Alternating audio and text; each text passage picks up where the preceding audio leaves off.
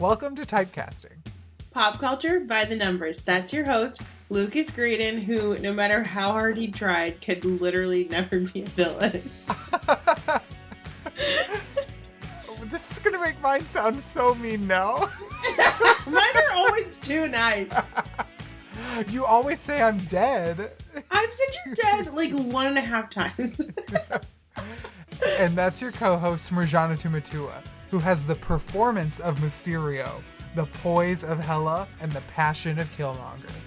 Okay, excuse you, that is really good. I don't know, that's so much better than mine. Yeah, but I was comparing you to the villains, and you were like, no, Lucas isn't a villain at all. That's true, but I also think both of our statements are pretty true. Yeah, no, I would agree. Well, here on Typecasting, 2 Enneagram Type 4s, our favorite, are having a spoiler-filled discussion of the best fictional characters and discovering where they fall on the Enneagram of personality. There are a few ground rules here at Typecasting. Before we get down to business, let's review. Yes, rule number 1, every type is beautiful. Number 2, the Enneagram is a tool, not a box. Rule number 3, we only type fictional characters. You are the authority on your own type. Number 4, our favorite, we are not experts. Okay, Murjanatu, I am excited for this week, but I'm also a little bit nervous. So I wanted to kind of sit down, maybe grab a nice cup of tea, cozy up by the fire under some blankets with some books, and just have a quick little heart-to-heart, a little disclaimer before we get started. Okay, Lucas, what kind of tea are you drinking? I am drinking, actually my brother just bought this new vanilla caramel chai. It's a little sweet for my taste, but I'm enjoying it. Yum. I have... That's... The British people all just left. They said, ew, first of all, flavored tea, and second of all, is that how he thinks we sound? Well, yes. Okay, so I can kick us off on this interesting discussion. So obviously, today's episode on the Baddies is all about villains. So Lucas, of course, what that means is every type that we're typing is our least favorite number today. They're all villains, right? No, not at all. We definitely do not want it to come across that way. Exactly. Quite the opposite, actually. So we just want everyone to know that, of course, there's always different arrangements of health in your Enneagram, but also these are just happen to be bad people. Everyone is on the Enneagram. Like, that's one of the great tools. And if you can't figure it out, you're probably a 4. You might be a 9. And so we all are represented, and people we love and people we don't love. Yes. Yeah.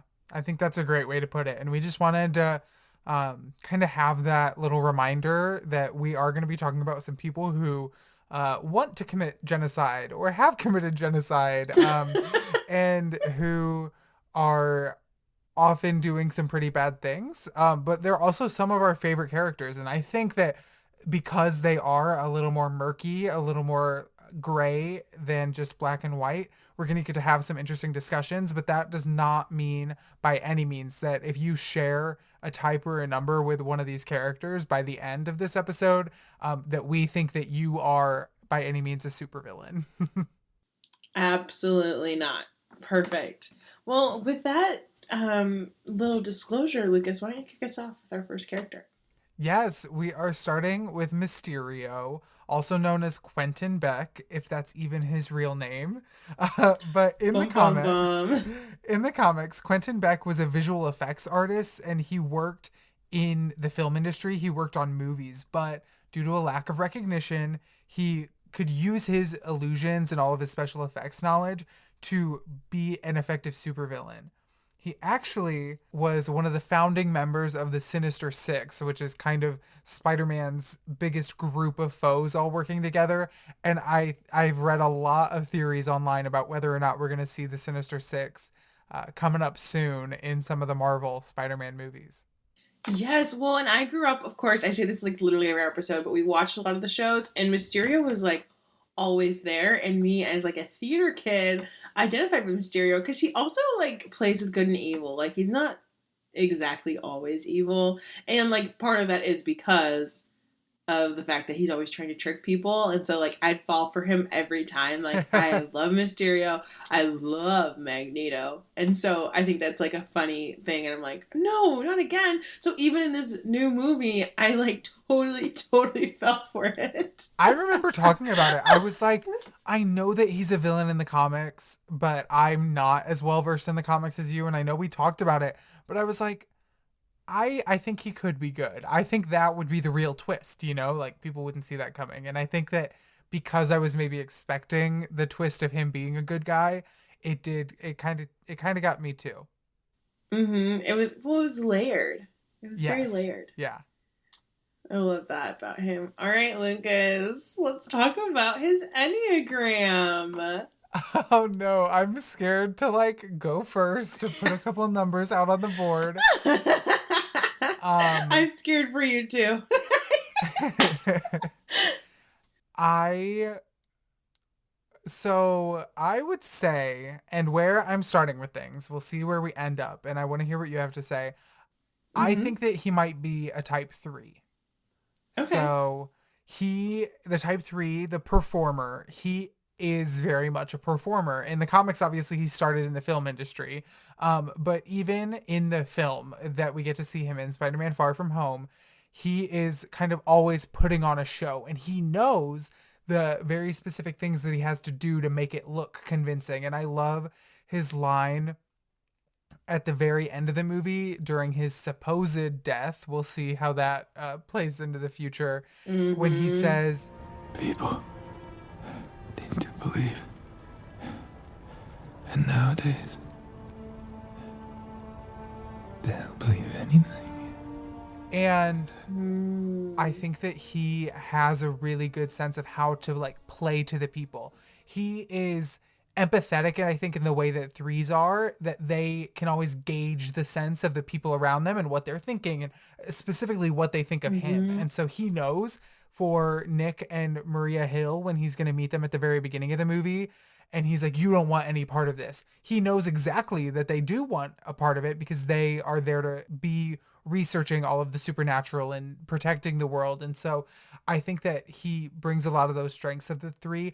And as I was looking into his kind of first villain monologue of the movie, where he is revealed to be working with all of these scorned Tony Stark employees, and he's kind of giving his exposition of what everyone does and why they're there. He talks about how Tony turned his life's work into a joke when he named it Barf. And he talks about like people will finally listen to me. And I think that he really feels like he spent a lot of his life being overlooked, and he really wants that recognition. He wants that attention to prove to himself, and so that he knows that he is worthy, or that he is successful. And so the threes do have that need to appear successful, and I think that we can kind of see that in Quentin Beck. What do you think? Okay. Okay, I love it. I think it makes sense. So one of the things that we were talking about, so I have a strong wing three. I identified as a three for a long time. And one of the things that we said off the mic, stay tuned for the Patreon, is that like threes are kind of remind me of Slytherins, and the fact that like they get a bad rap sometimes, but like also they're like a ton of people's favorite house. You know, it's just Mm-hmm. like from Harry Potter's perspective, they were bad. Right. And so I felt like that's kind of like your explanation was like, okay, yeah, like maybe from Peter Parker, like if he's the boy who lived, like he doesn't seem that great. But It's like maybe Mysterio had a point. Like maybe Peter Parker was just bringing his biases into this. But I actually thought he was a little more reminiscent of a character in a number the two of us know very well. I actually think he's probably a 4. So Oh. Ooh, I cannot wait to hear this. Mysterio has such a flair for the dramatics. Mm-hmm. I True. think that many people can. I think honestly, like a lot of people might have become villains from what happened and how Tony took his life's work and he did like essentially make it a joke and made it, you know, a laughing stock and also like claimed it as his own.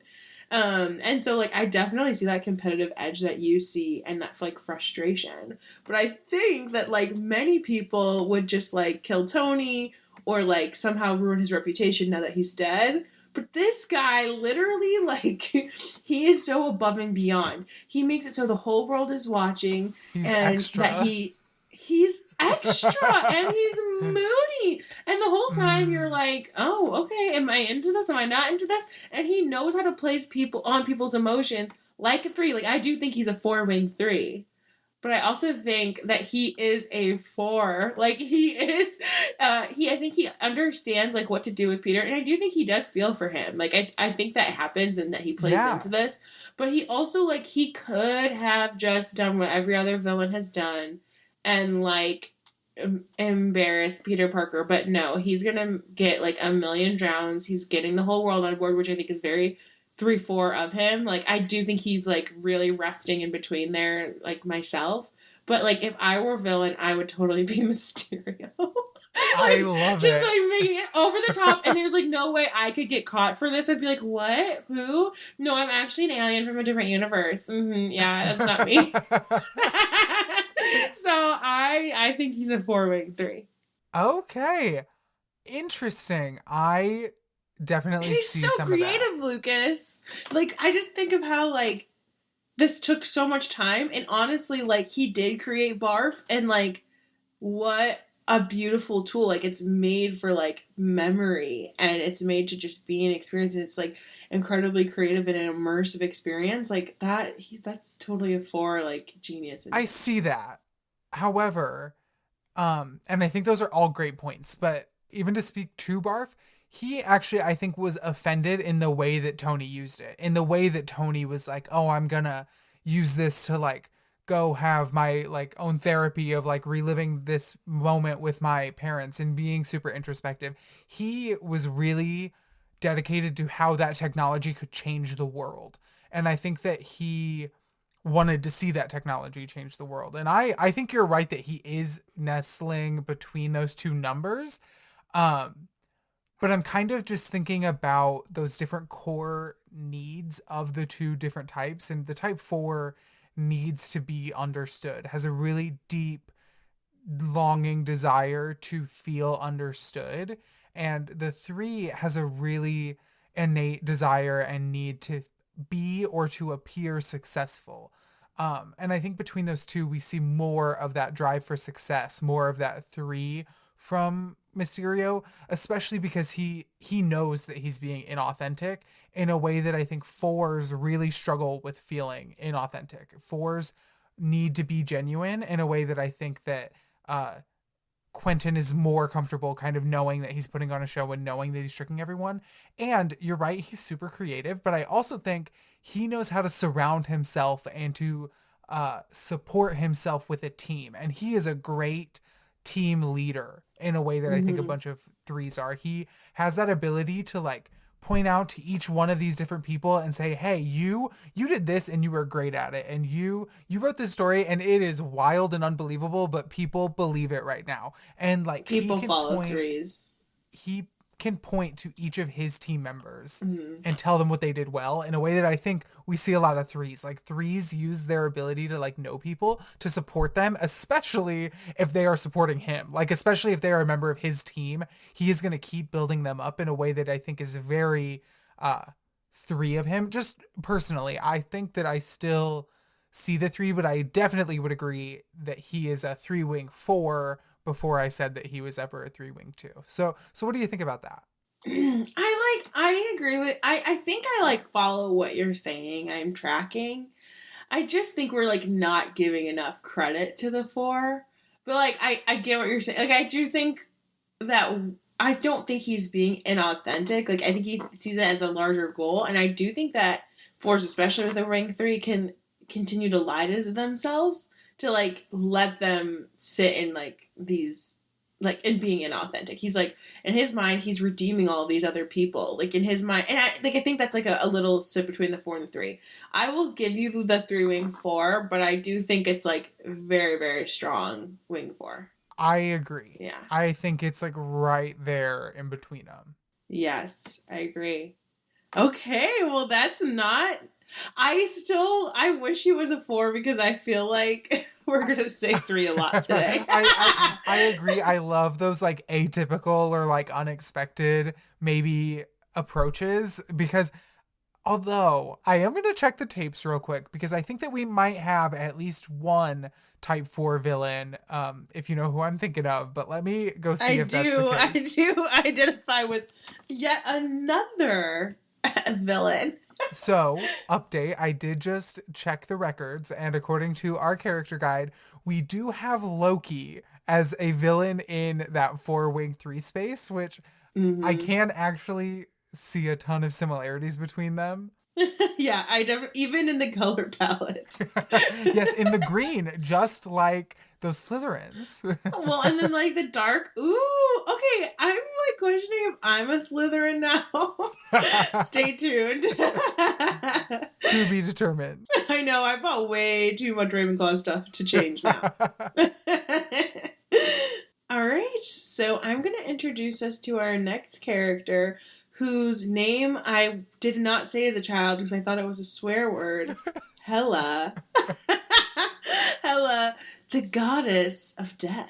The way you said that kind of sounded like you were like giving a greeting. You were like, Hela. Hela, what's up? That should be our new greeting. I love it. So there are a lot of cool things about Hela. Like I don't know if what I really thought was they were setting her up to be a huge player in the Marvel Cinematic Universe because in the MCU she's only in one movie, so I was really disappointed. I thought she was going to be present throughout, especially Endgame, and because in the comics she's actually like in love with Thanos, and there's like this whole thing, and like it's like really interesting, and honestly like was way over my head growing up.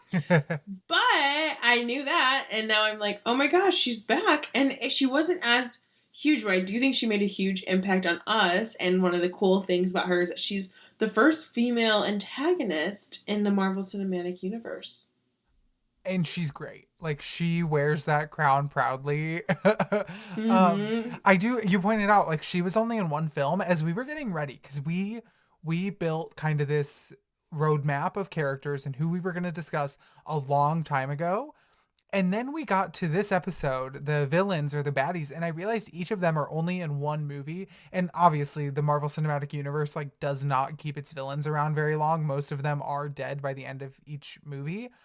But I think that they're all such great characters for only being in one movie. I was like surprised by the fact as I was looking through, I was like, wait, they only have one movie to choose from. We were just talking about Wanda, who's in like 12 movies. And so now I'm like, But she also gets like the same amount of screen time as the others. True, because they're all like split up in bigger groups, whereas I think the villains really get a chance to shine and make an impact in the limited screen time or limited movies that they do have. Absolutely. So, speaking of the first female antagonist in the MCU, Murjanatu, what did you think her number was? You know what? I feel very similar to you. I was so excited that you were starting, but then I was like, oh, I have to start for the next one. Okay. Okay, I have an interesting theory. I'm really curious as to what you're going to think on this. Okay? Okay. I believe that Hela is a 1. I believe she believes that there is a right way and a wrong way to do things. She grew up in a day and age where the right thing to do was kill your enemies. And she cannot get that out of her head. And I think that she honestly is a very like loving person who's just like completely misunderstood and is not taking the moment or like the beat it would take to just to just like get on the same page with her brothers. And she's full of vengeance. She's upset. She feels like she was robbed of her justice. And she's pissed about it, and she's here to tell us. But I think of like the reason I think that she's a 1 as well. And honestly, Lucas, as I'm saying it, I'm like, everyone's laughing at me. Like, I think she's a 1 with 2. She literally kills her whole planet. But I think she just is like actually just like out of touch. And I think if she in the right place and time. And if she grew up with her brothers, she'd actually be this wonderful queen who fought for justice and fought for right doing. But because she was born and raised and nurtured by her father, and also like is the goddess of death. Sorry, she likes to kill people. Like she can bring them back. She's like, you know what I mean? It's her job. Like she's just doing her job. She's just doing her job.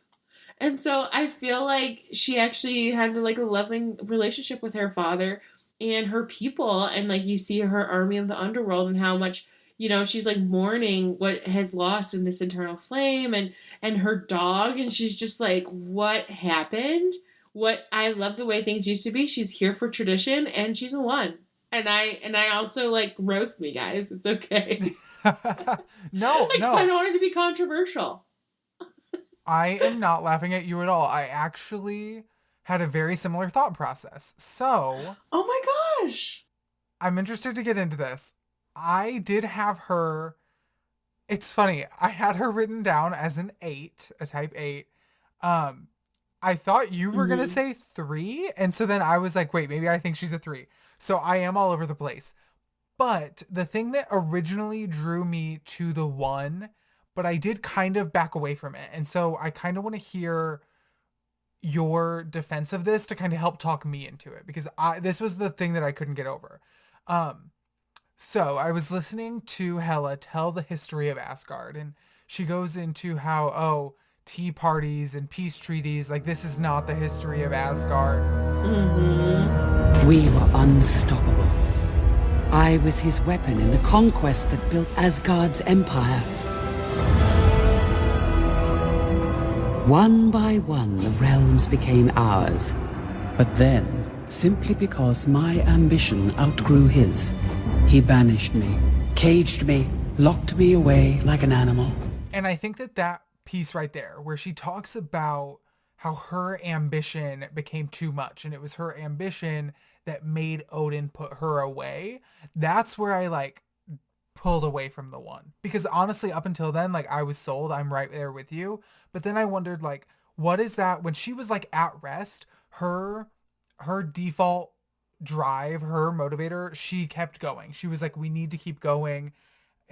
She actually topped Odin in terms of how much she wanted to go out and conquest. And so for me, I thought that ambition might be more indicative of maybe that type 3. I think type 3s have a lot of ambition, but also I think you're right that she does have a huge thirst for justice, and like she may have her wires crossed a little bit on like what is right and wrong, but what she believes is right and what she believes like is justice, she will stop at nothing to enact. So that's, I think, where I landed on the type 8 and where I'm kind of coming in on the type 8, but I'm almost with you there on that 1. Like I do see it in a lot of ways. I just would love to hear maybe a little bit more about her ambition and how you think that plays into her being a 1. Okay, so I think I'm actually having a little bit of a hard time, Lucas, with this, because I actually have quite a few friends who get stuck between the 1 and the 8 and are like, I know things are in black and white. I am strong-willed. I know when things need to be done and I know how to do it. And I just have this strong gut. And that's because both 1 and 8s are in the instinctive triad or the gut triad. And I just thought I'd read from the Enneagram Institute real quick. Yeah. Just a little bit about each one of the numbers, right? Okay. I think that's great. Yeah. Okay. So, 1s try to convince others to do the right thing, as they see it, from the standpoint of moral imperative, because it is the right thing to do. They try to logically convince others of the soundness of their views, but become irritated and less logical when others resist their reasoning. 8s, on the other hand, rely on their own self-confidence and attempt to sway others by their gutsy convictions and sheer personal charisma. I don't know if it's the right way, but it is my way. So, reading that, and reading the difference between, like, converting and just, like, powering through people, I would say that you have convinced me hell is an 8. Okay, interesting. Yeah.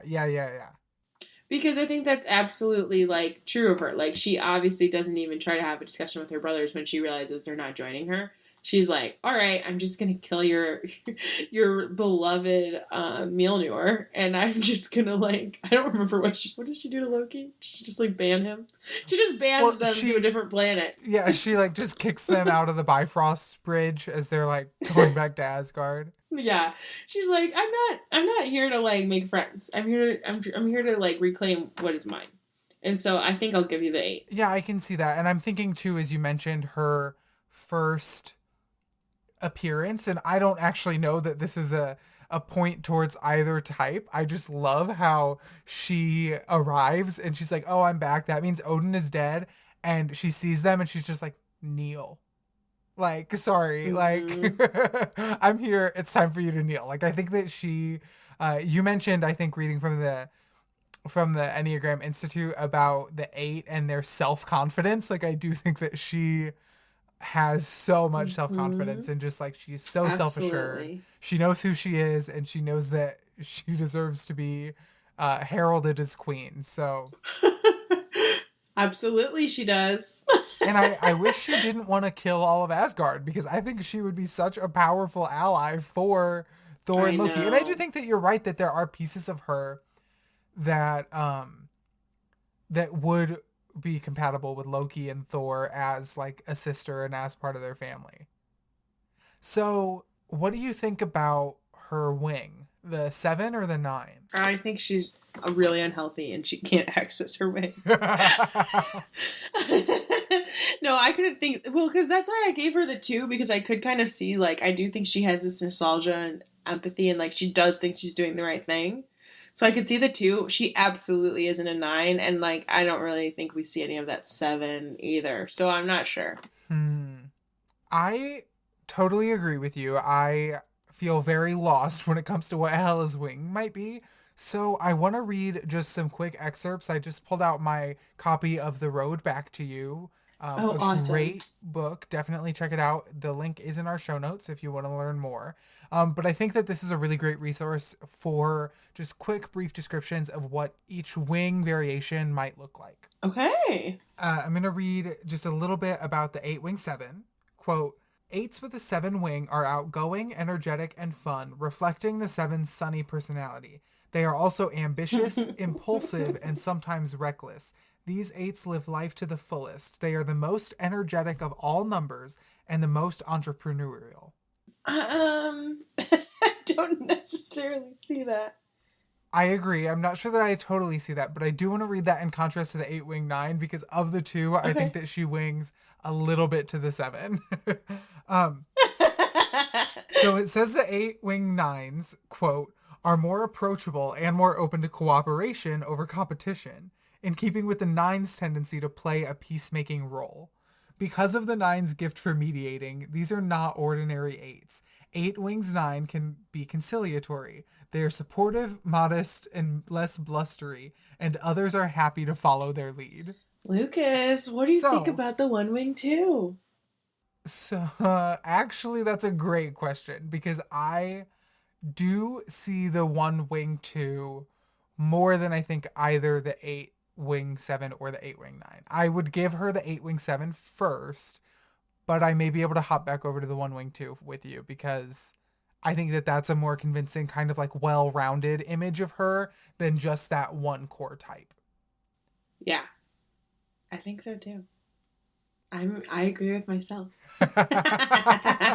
Don't you just love when that happens? I do. All right, Lucas, we have one more character, and it's a big one. Yes, And handsome. And handsome. That is for sure. When they are breaking out of the museum with the vibranium, that's my favorite look of his in the whole movie. Yeah, he looks great. I mean, but he Michael B. Jordan is always killing it. Yeah, so if you were wondering who we were talking about, other than Michael B. Jordan, they do go by a few different names in the movie Black Panther. His Wakandan name, and I apologize in advance, is Njadaka. And he also goes by Erik Stevens, but he is more commonly known as Killmonger. Killmonger! I like him. So, a quick fun fact before we get into him, which I am fascinated to see where this one goes. is that Killmonger's scarification markings on his torso and arms and kind of all over his body, each of which is for one of the people that he's killed, resemble that of the Mercy and Surma tribes. So I Mm-hmm. love, and Black Panther, I think, actually won an Oscar for some of its costume design. And this was probably a little bit different from costuming specifically, but all of the thought and the work that went into the art and the visuals of the Black Panther movie, I think really set it apart from the rest of the Marvel Cinematic Universe. And to be able to point to some of those real life cultures that they borrowed from for that scarification, I think is really, really cool. Oh yeah, I mean they took so much from languages and so much from clothing and even hair. Like every woman who was on the scene or in a scene of this film, it has natural hair, and it's just like super Mm, cool and empowering to see. Oh, yeah. in Wakanda, and so I think that's just like a really awesome touch. And I remember my dad going to the movie and being like, Murjana, they spoke Hausa. Like he couldn't believe that they were like actually speaking real African languages, and really made sure to honor the cultures of everywhere they were from. So it's pretty cool. It's a great movie. Just talking about any of these characters makes me want to immediately go back and watch the movie. I know. I So, am totally aligned. as I said earlier, I don't love going first, but I will. So, I do think that he is a type 1, which is interesting given what we were just discussing with Hela. Um, But with Hela and with Killmonger, I think that we have that passion for justice. The Type 1 is actually called the Reformer. And I think that hmm Killmonger especially has that vision for reform. He wants to change the world and he sees in his mind the way to do it. And he believes wholeheartedly that that is the right way. He actually also refuses to change his mind about what that right way is. So we see him and hmm T'Challa kind of going through both a physical battle and an ideological battle throughout the movie. And he just refuses to give up any ground. Even as he dies, he asks T'Challa to throw his body into the ocean. Nah, just bury me in the ocean with my ancestors that jumped from the ships. Because they knew death was better than bondage. Because with his dying breath, he refuses to give up on that worldview and that mission that he has set out to accomplish. And he actually does manage to change T'Challa's mind, and T'Challa comes to a compromise after he passes. But I don't think that Eric would ever come to a compromise on his own. I think that he is very much set in his right and wrong, black and white way of fulfilling this mission and this goal of his. And I see him with a lot of the drive, the determination, the precision, and the perfectionism, honestly. As we also know that ones can be called perfectionists. And I think that he is quite a perfectionist. Hela maybe has a little bit more chaos to her. She's just throwing her magic knife thingies willy-nilly. But Killmonger, he is a trained assassin. He has more kills than any of the other people in his troop. And I think that we see him as a highly skilled, highly trained. He has dedicated his life, I think, to do this one thing and to train to be the best and to be right. And I think that also what's interesting is that the Type 1 is really averse to ever being in the wrong, ever being wrong, ever having to hmm take on fault or blame. And I think that he struggles to admit any fault of his own or any fault in his logic or anything like that in a way that may have some of that resolve of the Type 1. But I want to hear Yeah. what you have to say. What do you think? Well, and I just want to clarify too. Like, I think one's all wrongness is just like hard for them. So like they don't want to be, they don't want to accept the fact that they might be wrong, but they just like they cannot stand if they have decided something is wrong. It's really hard for them to get past it. Mm-hmm. Like Lucas, you've heard me Yes. say it a million times. Like I do not care if you lie to me. Like I believe that there's probably a reason why you are lying to me, and I'm gonna trust you as my friend that you know what's best. Like people who are ones have a really hard time with that because it's like no, like just tell me the truth and we'll figure it out. And I'm like, if it's like none of my business if my friends like I'm gonna trust that you have the best interest. And so like wrongness just sits really wrong like when once, and I can totally empathize with that even though I don't feel that. Right. And so I feel that way. And so I definitely I can completely follow your logic there. And I think one of the things that we just read the difference between the 1 and 8, because I actually originally, you kind of convinced me just introducing the character, is that we just learned that like ones can convince. And I totally see that in Killmonger. He doesn't have to force his way in. He goes and he does it the right way. He beats the Black Panther. And he also, like, people aren't devastated that they have to follow him.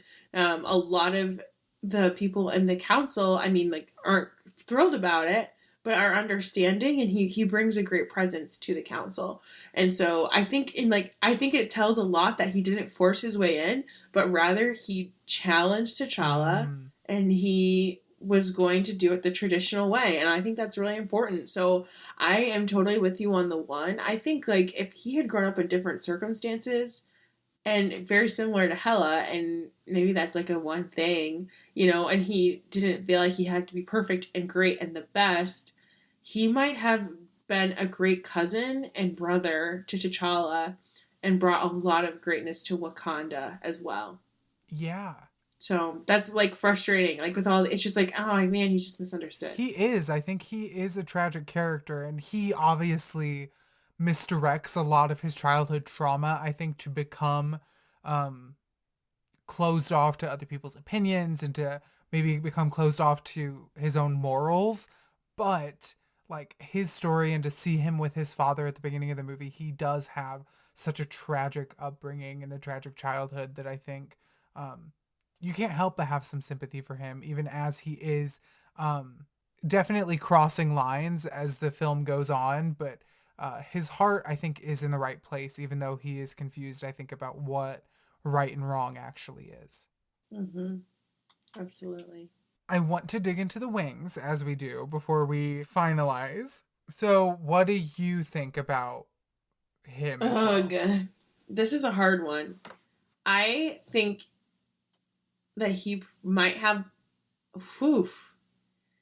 You know, I think he might have a wing 9. I don't think he has a wing 2. Well, okay. I'm convincing myself as I'm talking.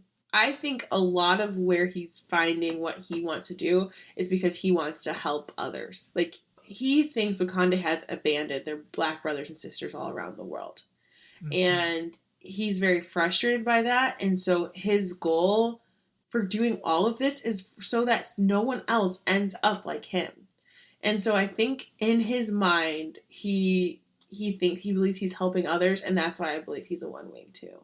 I would agree. I actually think that he also has the ability to charm people that I think comes from that empathy of the two. Like, he knows how to sweet talk people, even though I don't think he really feels it. Like, I think he could have some psychopathic or sociopathic tendencies, because he does have that girlfriend who he does not care as soon as he shoots her in the face. And so he knows how to maybe put on some of those shows, but I do think that he knows how to at least mirror empathy and build those relationships with these people who trust him, even though he knows he's going to betray them right away. So, and obviously I want to reiterate what we started with in the disclaimer, that I'm not saying that all 2s or 1s with a wing 2 are, pretending to be empathic or are sociopathic by any means. We are just looking at Killmonger in his particular state of health, or really unhealth, throughout the movie. And as you said, I think really eloquently, is that everybody has an Enneagram type, whether they be good or bad. So we don't mean that at all as an indictment on you beautiful 1s or you beautiful 2s. But yeah, no, I could also see that 1 wing 2 with him. That's interesting. I don't know that I expected... Well, I did come in with Killmonger as a 1, but I don't think I ever expected to type Hela as a 1. But now that we have them both as 1 wing 2s, I can really see the similarities. Absolutely. And I'm like, I could still see the 8, but I'm like, the wing, it gets you. Yeah. That's great. All right. Thank you so much for such a good episode. This one was good and hard, and I feel like we had to do our research. We did. I had to bust out the book. We had to go to the Enneagram Institute, both of which are resources that are in our show notes at the end of every episode. So if you are ever interested in learning more, digging into some of the nitty-gritty of the Enneagram, those are great places to start. Absolutely. And if you want to learn more just about us or who we are as people, you can follow us on our socials at Typecasting Pod on Twitter and Instagram, or email us. Let us know what you think about this. Ones, we love you. No need to write if you don't want to, but you can at typecastingpod@gmail.com, or our website is typecastingpod.com. Yes, and please, I will actually, Murjanatu, that just reminded me, and I think I would love to invite anybody listening. If you think that, obviously Murjanatu and I are both 4s, our favorite. So if you ever hear us make a generalization about a certain number, a certain type, and you're like, actually, I don't think that's true, or I think that this is misinterpreted by a lot of people, or this is a common misconception, please write in and let us know. I would love to hear more about each of your specific experiences with the Enneagram. So just as Murjanatu said, reach out to us at Typecasting Pod. Absolutely, and we are not experts. We are not experts, but we are on social media as ourselves. So you can find Murjanatu on Twitter at Murjana, the number 2, _ and on Instagram at Murjana, the number 2. You can find all my contact information and get in touch with me at my website, lucasgraydon.com. And I can't wait for next week as we get to take on a ragtag group of space travelers by the numbers.